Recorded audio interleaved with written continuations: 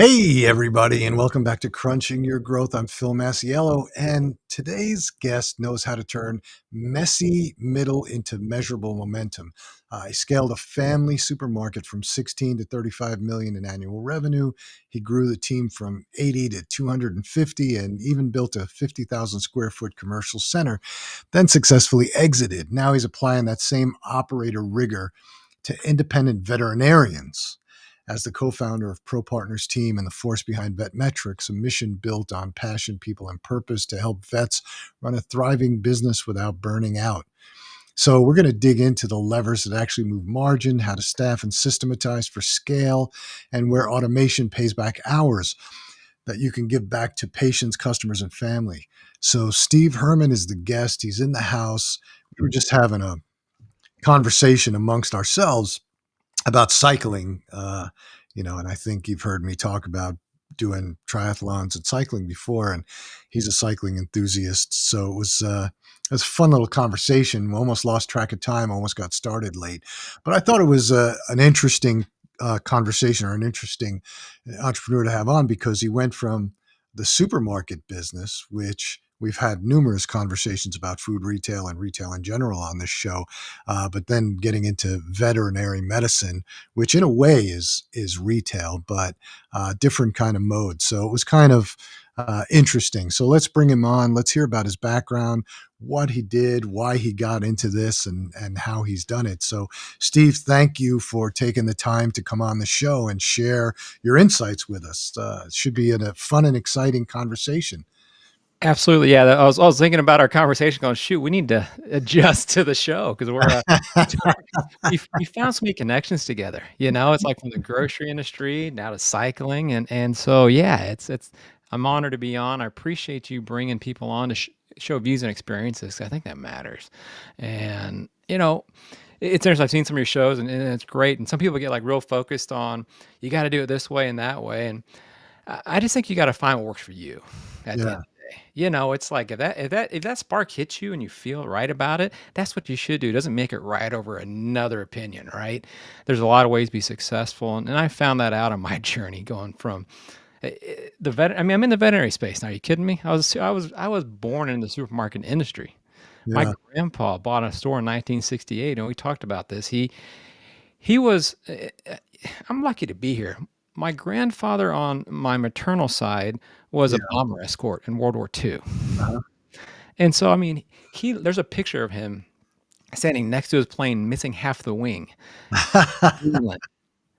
I mean, he literally clipped a wing on a tree getting away from Messerschmitt Wow.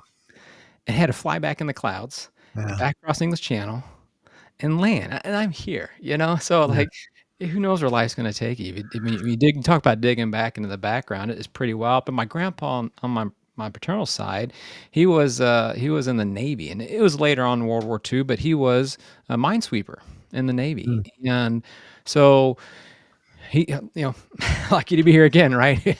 Who knows how that could have gone off?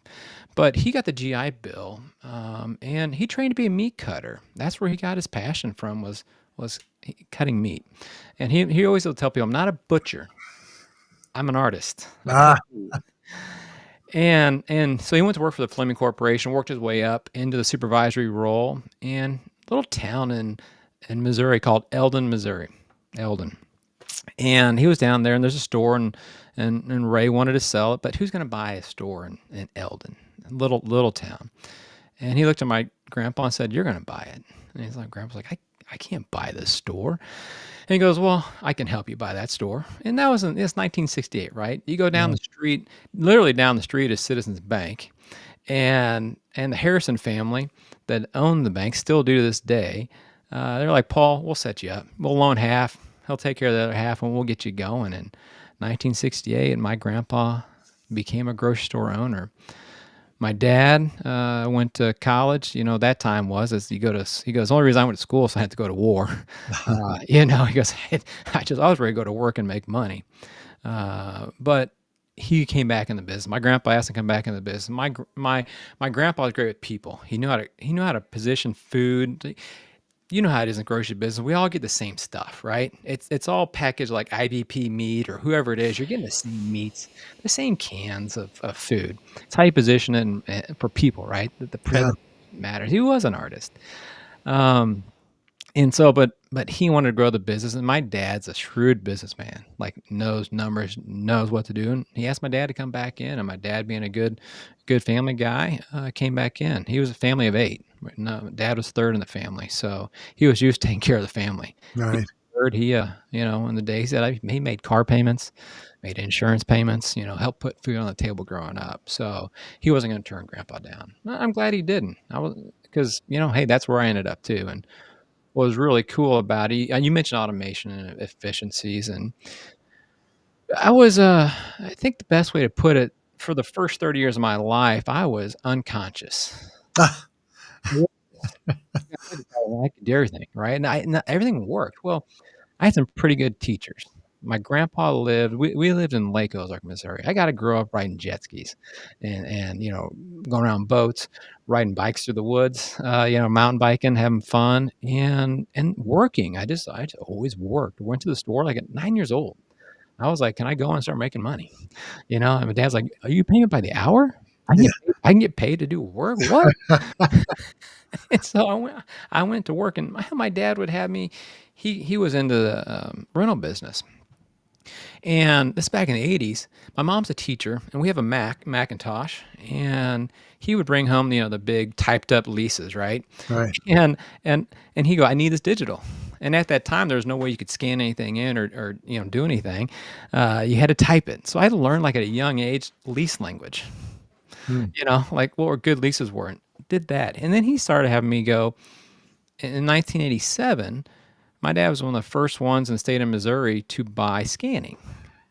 And in fact, NCR. NCR in 1987 went from into an independent distributor model. And Steve Dent at Steve List, excuse me, at Springfield Business Systems, my dad was the first customer. So we believed in technology from the get-go. So when I say unconscious, like this stuff just like was natural to me, right? Like, doesn't everybody do this? Like, don't your parents teach you to, use Excel and type leases? It was just like this unconscious, let's just go do things.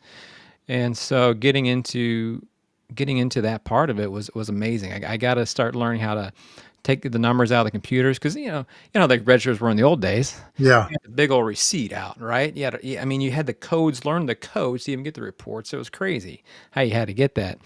Well, then when they started getting tied into Windows, and then we could export to Excel and start doing those things, man, it started changing business where you could really look at the numbers in a whole new way, Yeah. fast, right? Daily. You knew where you're at during the day. You knew adjustments to make, right? And really could get into projections. That's where I got real excited. Was you talk about efficiency and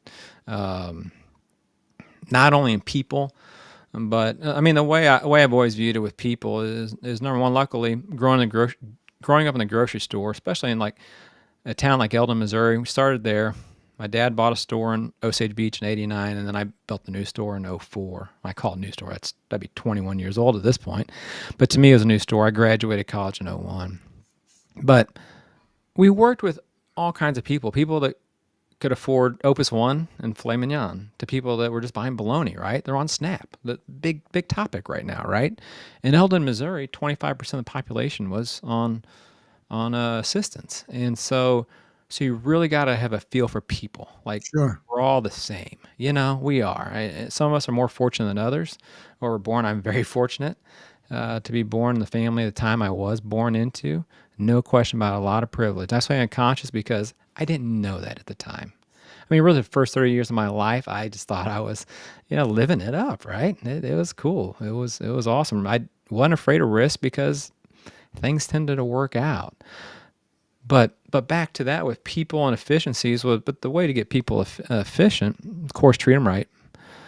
But secondly is to give them the numbers to back up what you're saying. To be able to say, hey, here's what you need to buy next week. Here's how many hours you need next week. And know exactly. And once they started seeing that and believing that, we started having net profits that were 4% and 5% in the grocery industry. Mm-hmm. And that's after paying some pretty good rent to ourselves, right? Paying ourselves. We had some pretty damn good net profits. And so, Yeah, it's digging the details of any of that you want to, and one person my dad always that thought was a pretty good person to learn from is Sam Walton.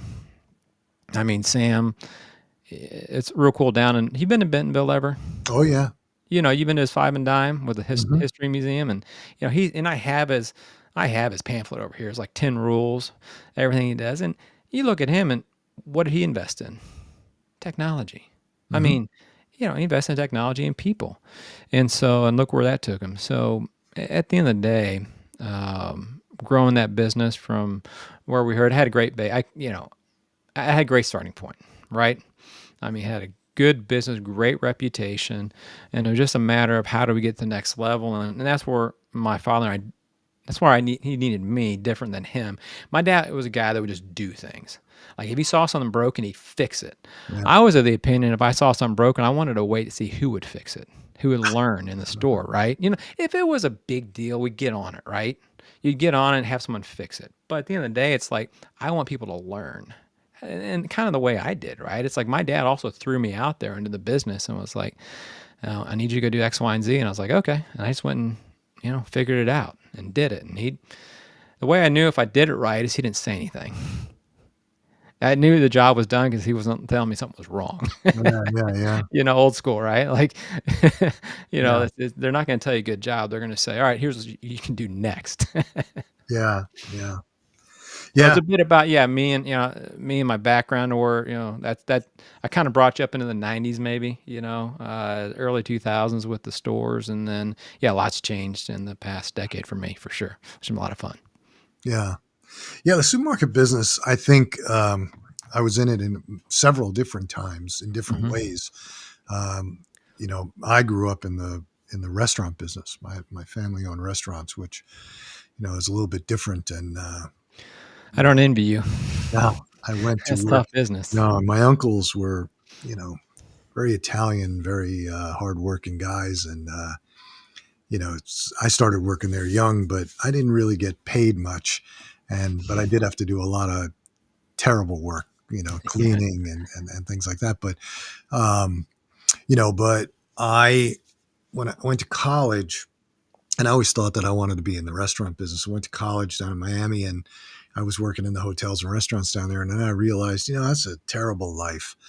And I actually came back to New York after college, and I wound up going to work for the Grand Union Company, which was a supermarket chain, big in New York, big in the country. And this guy, Sir James Goldsmith from England, purchased it, and he wanted to start because some of the stores were in some really high demographic areas in New York and New Jersey, and he wanted to put in these food halls like they had in England with chefs and pastries and things like that.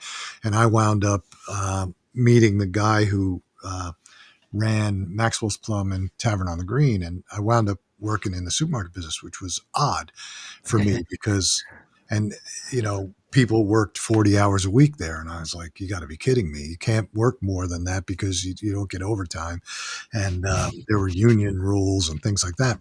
So, which was odd. So I had all this free time, and I had this.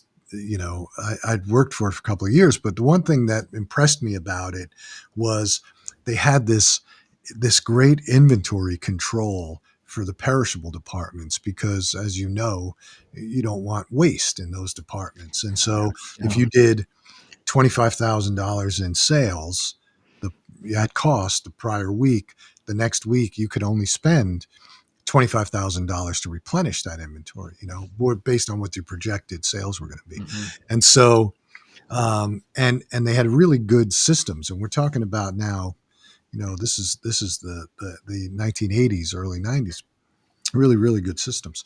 And then I left, and because I had this desire to build my own store. I had gotten exposure to like these specialty retail stores, not so much the supermarket. So I built a store for myself, and it was a disaster. I tell everybody it was a total disaster. Just I wasn't a good leader at the time, and wasn't a good process manager. It was just bad. The store itself did fine. The products sold well. The operations were just mucked up. And The so, backstage was a mess behind the scenes, but up oh, it front, was, customer side looked good. Behind the scenes, you're pulling your hair out. oh, it was disaster. Yeah. And I feel so sorry for the people who worked for me, but you know, and but yeah, and then I again over time, long story short, I wound up selling it, going away, going to school, going back to graduate school, wound up getting involved with another company that was in the specialty food business, and they were growing and scaling, and I got involved as an investor and operator. And but what wound up happening was the one of the big investors in that company also owned a supermarket chain up in Massachusetts, and I wound up asked me to go up, once a week and do some things. So I got exposure again to the grocery business, and what I saw there was like all these guys came out of that particular grocery chain, like Tom Stenberg, who started Staples, came out of that grocery chain. Okay. The guy who started, now I forget, the guy who started, it was a big drugstore chain out of the Midwest. He came out of that company. An So, Osco or Osco.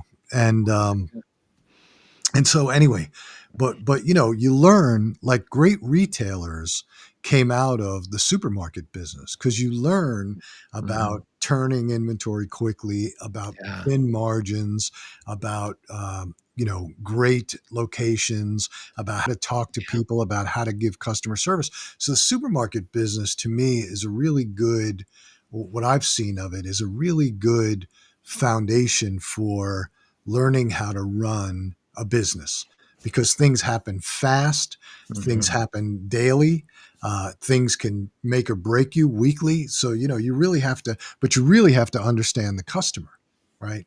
Because Yes. it's highly competitive. And Yeah. like you said, I'm selling the same cans that everybody else is selling. I'm selling the Mhm. same meat that everybody else is selling. What's the point of difference, right? And Mhm. so you could talk about location, but really when it comes down to it is like, well, I don't know if you've ever seen a Wegmans supermarket, but Oh, yeah. Yeah. Wegmans, it does, I think their average store is doing like 2.2 million a week, which is in It's the great. supermarket business. I Huge. think the average supermarket's doing 325 a week in the country. But Yeah. and what are they doing that's so different? Well, they're really creating a unique environment, a unique shopping Mhm. environment. The Yeah. product is, cans of beans and cans of peas and cans of, and water and stuff like that. But they've got deli, they've got meat, they've got seafood, but they take it a bit further. And I think they're just a great retailer that understands customers. Yes. So, Yeah. Oh, to do 2.2 million. I mean, of course, you got the right location, right, oh for yeah, that yeah, right income level and density of and you got to population. build the right But store that can handle it. there aren't many. There aren't many people doing that. It's you cross that million threshold in the supermarket. That's a big deal. But yeah, it's a lot. Shoot, you start doing that kind of volume too, man. You can't get enough trucks in that store to keep it Well, from what being was funny was constantly stocking. when they built this store, one of the first stores down here. I mean, I knew them from New York, but they built one of the first Mhm. stores down here, and the average supermarket pulls from a, I don't know, 2 mile radius, something like that. They were pulling from a 30-mile radius in that first store. So, I mean, that's when you have something, when people are going, because it's groceries, right? People Yes. don't go out of their way Yes. to buy groceries. People go Mhm. out of their way to go to Wegmans. Yes. And that tells you something about the company. And that's how you do 2.2 million a week on average. Right. Well, Trader Joe's opened up here in Columbia, Missouri. So I'm Yeah. here in Columbia, Missouri. Just opened up, and man, it's crazy. The Yeah. people that are come from all over, and people don't even know what it is. Yeah. Yeah. They just know this myth of we want a Trader Joe's. I mean, someone was like, I'm going to be able to stop shopping at the Super Center and Schnucks, and I'm like, no, you're not. But Yeah. because it's a specialty store, right? You Yeah. can't get all your groceries there, No. and and if you did, most people aren't gonna be able to afford it. Right. Because it's a high end Aldi's now. But yeah, it's unique. I agree with you. I think one of the things that if people can get an opportunity to work at a supermarket under good management, though, I think that that's the thing that, being in supermarkets, how many do you walk in and you're just like, I can't believe they're operating this way? Like you walk up and you're like, no one asked me, how you doing today? Can we find anything? Oh, You yeah. get to the check stand and you start bagging your own groceries. Like, oh, thanks for doing that. And I'm like, like that you want to work at a place where the manager's on top of it. And I think that what I see in today's world is, I was in Ashley Furniture the other day. Yeah. Got a new mattress. And the guy was like, these kids don't want to work nowadays. I go, no, yes, they do. I go, we have bad management. We have bad management, and it's top down, right? It's like, and not pointing the finger at who's at fault, if it's the CEO or which generally that's who it is, right? If you got bad management, the buck stops the CEO. They're doing a crap job of motivating their people. And so I said, people want to work, but they want to feel a purpose. They want to feel valued. And so I think that in the supermarket, what was cool is that, if I can digress a little, maybe it's not pat myself on the back, but it's people still call me boss Yeah. when I see them that work for me. And they say it in a night. It's like, it's a fun way, right? Like, hey, boss, how you been? Yeah. Yeah. It's over a decade later. Yeah. They haven't worked for me for over a decade. And You know, that just comes down to just being able to let people talk to you, not be afraid to have a conversation. And I always say, hey, listen, we're in this together. Now, yeah. don't get me wrong, I'm going to make the final decision, right? At the end of the day, I'm going to make the final decision. But I want you to feel okay to come to me and say, hey, Steven, you didn't give me what I need to succeed. Or Steven, can I cuss on here a little bit? Or where are we at on that? Can I say butthole? I'll say butthole. How about that one? But you're being a butthole. And so eh, that's just the way it is, right? Keep calm, keep cool, and be respectful. Well, people talk about how, this generation doesn't want to work or this generation is lazier, but I don't see it that way. Oh, Problem with corporate America today is that they really don't value longevity and people don't feel valued. And a case in point is Target. Target just laid off I, how many thousands of people from the corporate, 1,800 people from the corporate office, I yeah, think, yeah. right? They lay them off and say, we're reducing the corporate office. And then 2 days later, they start listing all those same jobs for hire. So that's Yeah. not really culling the corporate office. That's just lowering the price. All you're Hmm. trying to do is get lower valued people in there so that you can start again and lower your overall cost. Well, Yeah. that what signal does that send out? So there's no loyalty from a company. People used to Mhm. go to work for a company and they'd stay for 20, 25 years, 30 years, Or and they retire felt like from it, they were a right? part of it, right? Yeah. Nowadays, there's no loyalty to the worker, and there's no loyalty to the company. You can't Yeah. have it both ways. You can't sit there and say, "Well, we're not going to be loyal to you, but we expect you to be loyal to the company." I mean, Yeah. it's just ridiculous. And then all these people, oh, these kids don't want to work. No, that's not true. They do want to work. I Yeah. have kids that are of age, and they all work. They started working when they were 14, but they work for people and companies that value them, and so they go and work for uh, smaller companies, or they want to start their own thing. And Mhm. we have a lot of that. And I'm all in favor of that. And that's why you see a lot of innovation come from startups. You don't see Mhm. it coming out of the big companies because big companies can't innovate. But you see the startups being innovative, and Mhm. then they don't want to get acquired by bigger companies. They want to do it themselves because once they get involved with the larger company, then they lose it. That's a beautiful thing people are realizing, because you look at like Instagram or something, right? Instagram gets bought out by Facebook.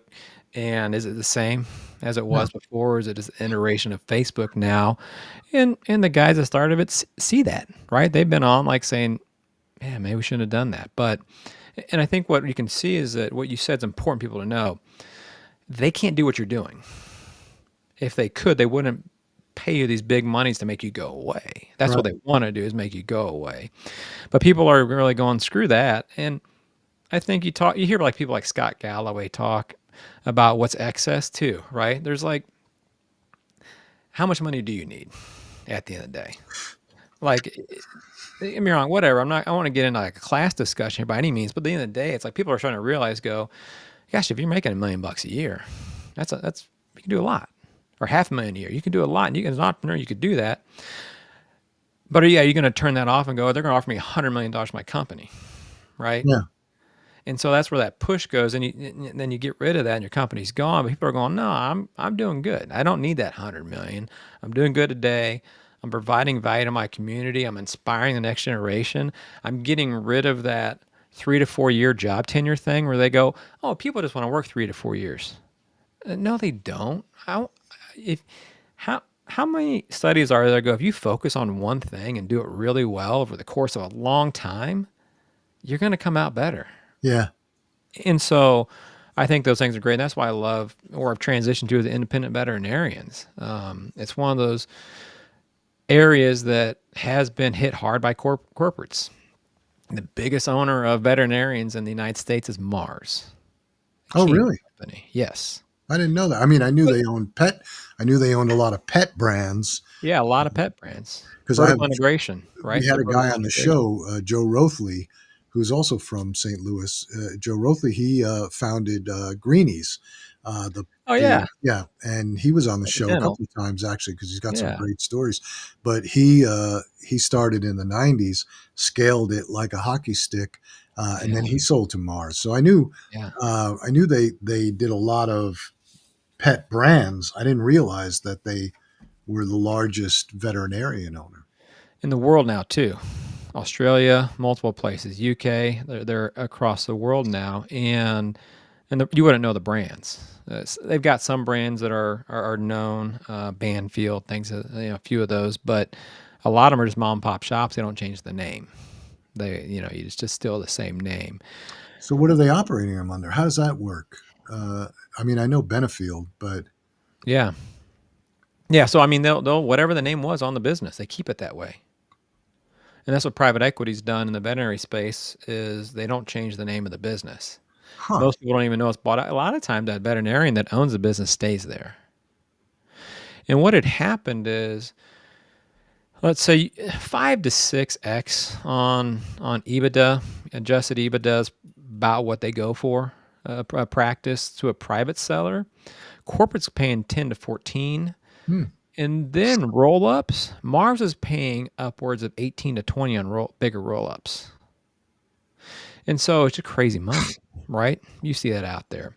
But what's happening though is a lot of people are seeing, especially in the veterinary space, veterinarians did not get into the veterinary medicine for money. Right. If they wanted to get into medicine for money, they become human doctors. I just say, because they're gonna come out of school with a 5 times better paycheck out of school, and they both have about the same amount of debt now. Anyway, that's a whole nother topic. But folks on the business side, these veterinarians, these young ones, number one, a lot of these private equity bought spaces are starting to close because they've got bad mentorship, bad leadership, and these veterinarians are like, I'm the one producing.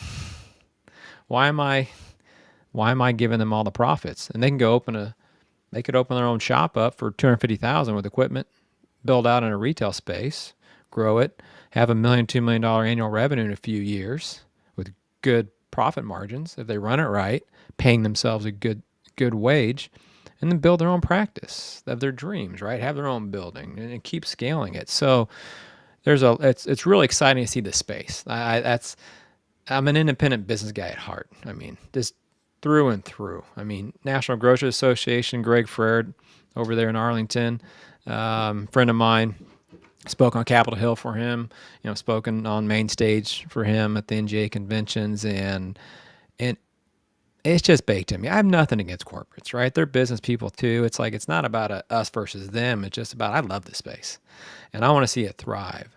And following his veterinary space has been really cool because veterinarians are trusting people. It's actually, I think it's the second or third most trusted profession in the United States. I think Hmm. nursing's the only one above it right now. But they also trust people, but to a fault, right? Sometimes you can trust too much. But the good thing is they'll listen to you, take advice, and they want to do better for their business. So from the ProPartners team that I was a co-founder of, and I sold out my interest in it to my business partner this year to take on VetMetrix. But for a decade, we built a business consulting practice. that went in and really showed the veterinarians that own the business how to run a business. Because they felt guilty, like, I should know how to run a business. I'm a smart person. I'm like, you went to school for 8, maybe 10 years to learn how to be a veterinarian. Yeah. And they go, they didn't teach us business in school. I hope not. I hope they taught you how to take care of animals in school because that's what you went there for. So don't feel guilty about that business aspect. But it gives good opportunity for places like ProPartners Team. There's a lot of good firms around the country to come in and help them run their business so they can be successful and less stress. Because at the end of the day, what relieves stress in a business? Profit, right? Like, I mean, what is it? What is a business built for? It's profit. I mean, that's why you start a business. I want to make a profit. Yes, do I want to do good things for people? Of course I do. But if I don't make a profit, then passion's not going to pay for Yeah. anything, right? So it's been really cool. And then what's interesting, you talk about some businesses that failed.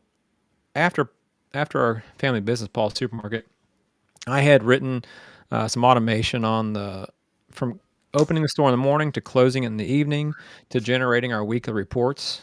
I had taken our opening closing process from an hour and a half down to about 15 minutes because everything was just automated and done. Simple things like weighing money instead of counting money, right? Things like that. And so I had a good system and also a good automation on that side, and I was going out to sell that. It's called Supermarket Solutions. I was excited about it. I'm like, this has done a lot for our business. I didn't do the market research though. There weren't very many supermarkets to go after Yeah. in the space. When I said unconscious, I really mean that. This is 2013, so I'm 30. I'm born in 79. I'm 34. I'm still a little bit unconscious on things, right? I'm like, I'm gonna do this. It's gonna be big, and I've always had this, like, I want to build a big business. Let's do some revenues, have some fun, and so I didn't do the research. I went out there and I talked to. There are about 3 stores in Missouri alone, like companies that would be suitable for this business. And I'm like, this is not going to work. This is not going to work. I have a finance degree from University of Missouri, and so I went into financial advising. That's how I met. That's how I got into the veterinary space. My business partner had been in financial advising for the time I met him, 15 years, and he'd been working with veterinarians 15 years on just life insurance, investing, estate planning, no business stuff. And when I met him, he said, "Hey, there's one of my clients wants to sell their business to their associate." And I'm like, I can help out on a business transition, not a problem. When I got into it, I looked at it and I go, these businesses happen to run because the biggest assets themselves, and they do have overhead of expense, but not like a grocery store. Their cost of goods sold, if it's run right, 20%. Their biggest cost is labor, and half the labor cost is them, and so they can make some money just by not knowing how to run a business. And start looking at the numbers and looking at the accounting they're doing. The books are there's no normalcy, right? Like, the best way to put it is, this: you buy a can of Coke at Supercenter with the gas station, it's got the same EPC on it, right? At a service in the veterinary space, and most medicine in the veterinary space is not harmonized. There's nowhere to even know how you compare a benchmark to other people. So that just sparked this going into VetMetrix, which was Supermarket Solutions. Really, what VetMetrix is Supermarket Solutions kind of reborn into something for the independent. So what do you do with it? So Yeah. So what? explain it. Yeah. Right now we're piloting it and developing all the software around it. So what it does, essentially, in the veterinary space, you've got your practice management system. That is where you put your doctor notes. That's where your sales system's at. That's where your rescheduling's at. All those things work together. Well, it's good about doctor notes. It's good about the care of the patient. It's not good about retail. It's not good about that side of it. It's not like a supermarket. So they can't keep track of their inventory very well. They can't keep track of their costs very well. There's not a UPC. I mean, you know how easy it is to make an error entering prices into that system? It's a nightmare. And plus, they're busy, and they don't. If you don't know how to train somebody how to do it, how can you do it? Yeah, one of the things that I see in the vet space from my perspective as a customer is, they don't pay enough attention to. They just let people walk out the door without closing the deal on the medicine, on the Yes. medications, because Yes. they are not priced correctly against what you can get online between Chewy and some of these other places. And so, Yeah. for simple things, and they don't adjust their pricing. And so if that's one of the problems that they have, is they could probably increase their revenue if they just were competitive on pricing. Yes. So Well, where they can make their money is that's the service side, right? Well, so you talk about like a grocery store, right? Where you make your money at deli, meat department, bakery, sure, your you know, perishables, perishables, right? You lose, where you can differentiate yourself. you differentiate yourself. So I mean, that's where they've got it. So yeah, that's a discussion we have with them to say, and you don't have to match Chewy's price because the customer can get it right there. It's like you don't need to be way over them, and it's kind of like in the supermarket. I'm not going to beat Supercenter. I'm not going to beat Walmart on price. On my ad, I am, right? I'm going to advertise some lower prices to try to get people in. But everyday prices, come on. People aren't going to beat Supercenter. That just, Walmart's not going to be beat.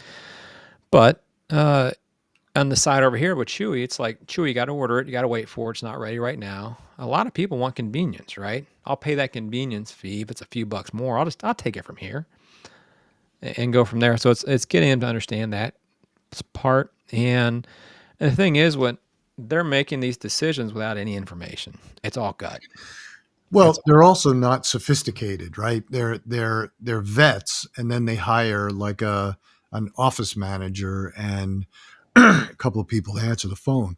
Those people are the ones that need the training. I think the vet needs to do what the vet needs to do, which is take care of the animals. yes. So, Well, uh, there's a certified veterinary practice manager. So CVPM is what they're called. So there's 25,000 practices roughly. Uh, how many CVPMs do you think there are in the United States? I have no idea. 1,000. So that's the only training that's really out there for them to even know what to do, right? Because they come in and they call that person a practice manager. That's a title. As a title, it's kind of like figure it out yourself now. And a lot of times, what happens is they'll take one of their best technicians and make them the practice manager, and it's just kind of not the way it needs to go. So, and it's none of their fault. I don't want to get. They're doing the How does best. the system solve it? I mean, how does Yeah. your system solve it? So what the system does on that is alleviate that pressure because the the goal behind it is that the most important thing is to be priced right and have the right inventory. And so it's going to be able to know how much inventory to buy moving forward, predictive on what they're doing. Also, be able to check for theft, shrinkage. So all those things go around inventory. And you know what inventory is? It's a big thing.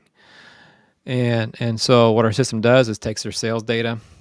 And we'll take a couple of years of previous data on the sales side, a couple of years previous data on the what they bought. I've got integrations with the vendors who they're buying from, and we'll get all the data and put it together, and then start giving them a user interface, tells them what to do, what to buy, and gives them a roadmap how to. They feel confident, right, about how to do it now. They're still gonna have someone, a human involved. That practice manager, we're gonna help that practice manager be a better practice manager.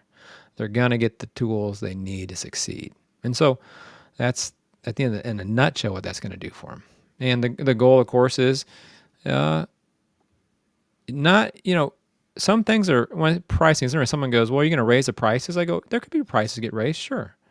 But there could prices come down. But when you got inventory control at the end of the day, that's where the money's at. I talked to a veterinarian today, and they said the practice they're at, their last inventory manager left and they had to turn on auto order. And they have 7 cases of this one drug they don't use, just sitting there on the just sitting there, and no one had paid attention for 6 months after the person left. So the idea is to have also that if someone does leave, which is going to happen, we know that you have consistency of your inventory, because at the end of the day, one of the most important things is when an animal comes in, especially in an emergency situation, you can treat them. Or they're coming for scheduled surgery. I tell you, that's a thing that happens. Scheduled surgery comes in and they don't have the medicine to perform a surgery or the necessary tools. So, But I would imagine that you put the system in, which is basically an operating system, but somebody's got to train people on how to use it. Somebody's got to go in there and train them. yeah, I mean, the system can't do the surgery, the system can't do the emergency stuff, but all the system can do is set up the operating. So somebody's got to go in there and train them. So, like you look at a product like Workday, where they've got, it's easy to sell the product, but then they've got people all around the country that implement. Hmm. Yeah. So I think So what's different about ours though is that they already know how to do the surgery. They already know how to do all that stuff. They just need the item to be there. They've already got their inventory on the shelf. We know what they sell, so it's not a ton of lift. It's not a big lift on that side. User interface will be is easy to use, and give them the things they need. Because again, on that side of it, getting customers in the door and out the door. Now, if you want to, you're going to get into some things where it's my recommendation. Then is through the network of consulting companies. I know business consulting companies. They need to hire them for that part. Is to get into that side. What training do they need? Where are those things at? And help them on that side. well, Because I don't. how are you going to scale your software? Oh yeah, it's yeah, good thing is that a lot of it is automated behind the scenes, and so we've got things written into a large language model. A lot of programming has gone in to check it for accuracy, and at the end of the day, once that's in there, it's not too hard to scale. It's pretty much plug and play. Bring the next person on, get their data. Data automates into the system itself. There's not humans involved in that. Only time a human gets involved is when the red flags go up on our side to go, there's some inaccuracies coming through our checking, and go from there. So, Yeah, but scaling is like, how do you go out and you get, you know, 100, 1,000, 2,000 people? oh yeah, yeah. So you're talking about how do I go and sell it, right? Meaning that side.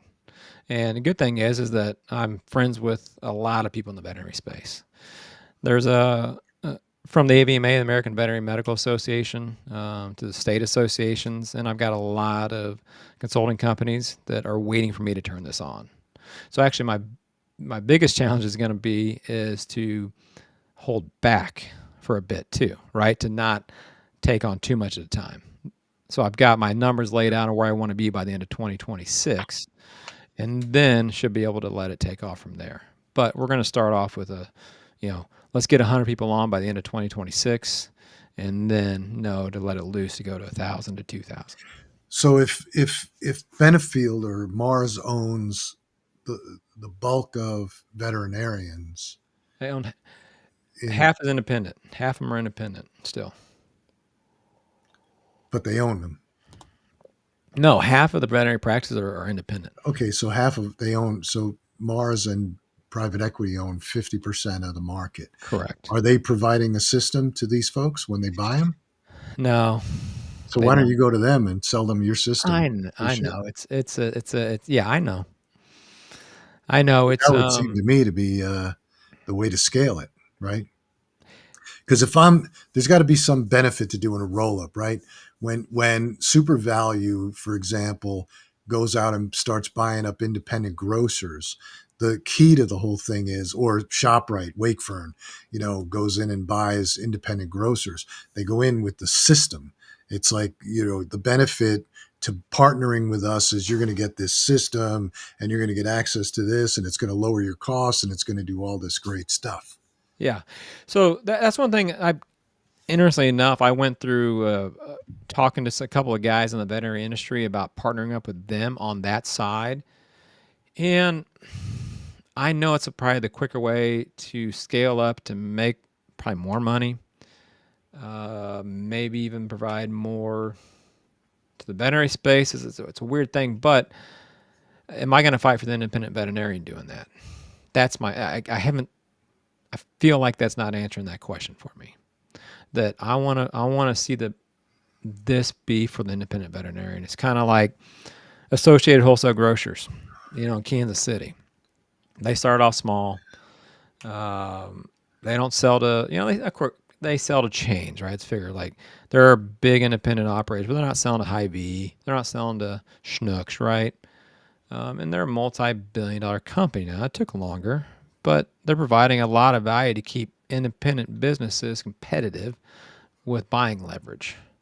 So my mind, Yeah, Super Value right does or the same wrong, thing, you know? right or wrong. Super Value does it, Yeah. and Wakefern does it with Yeah, ShopRite's free Super food. Value's not great at it, right? Like AWG's kicking their ass now. They used to be the big dog, but AWG's the big dog Well, now they in supplied, that space. for years, they supplied independent groceries, not so much anymore, but, you've got all these guys out there that supply independent groceries, even to a certain extent, uh, United UNFI, it does Yeah, a lot of independence, yeah. but they provide like different services, and that's sort of Mhm. why people want to get involved with them because they come in with, um, the systems and things that solve their problems. And if Yeah, that's a problem, I would think that, you could probably make that play, or even partnering with the suppliers. We got about 3.5 minutes left sounds in the good. show, so let's start. You're getting deep on me now, right? Like I'm just saying, if you're going to scale the business, oh, I've thought about it, believe me. I feel I have a good roadmap to scale it though in the independent sector. I really do. I've got enough people I know in the independent space. There's enough out there. I can build it that direction. yeah, I'm just saying, there's guys out there that sell software, and then there's guys out there that sell value, Yeah, and the guys out there that sell value generally do a lot better than the guys out there that just sell the system. absolutely, So, absolutely, for sure, for sure. I so any appreciate it. any uh, any sort of last minute closing? Yeah, I think that as some takeaways there, right? It's like again, anyone entrepreneurial wise, it, real interesting. I sold a business and I'm starting a new business, and I've had this like wandering mind right now to go. I have the ability to do a couple different things, but I need to choose something. I could take a year off, but I have this opportunity right in front of me. And so, we talked about it. I got to see therapy, right? I go see a therapist. There's lots of things to figure out and dissect. And it gets back to at the end of the day, as an entrepreneur, you got to find that fire, what's excites you, and what'll drive you forward, and be persistent, man, because you never know when that tipping point's going to happen. Like, don't give up on it, and just keep pushing. If you have the ability to keep pushing and doing, you believe in what you're doing, and like Phil, like you said, if you can add value, you've got something. So I really encourage anyone listening that's thinking about how do they grow, how do they crunch, how do they scale. Um, be persistent at the end of the day, and don't be afraid to make phone calls, reach out. You can find me on LinkedIn, Stephen Hermann on LinkedIn. I'm always happy to talk to people, see how things worked, how we scaled things and did things, and what makes sense for you. But follow your passions, man. At the end of the day, there's no joke about that. You know that. If there's not passion about what you do, it's not going to go anywhere. Yeah, I think. Yeah, in closing, I mean, I think some of the takeaways that I always think about is that, you have to systematize before you scale. You have to measure Yes. what moves your margin, and you have to design your week so that, you never get burned out. Yeah. But again, if you liked what we talked about on this show, share it with a founder who needs cleaner ops and clearer numbers. Subscribe to Crunch Growth. Drop your biggest insight in the comments, and we will see you next Tuesday, same time, same place. Thank you, Phil. My pleasure.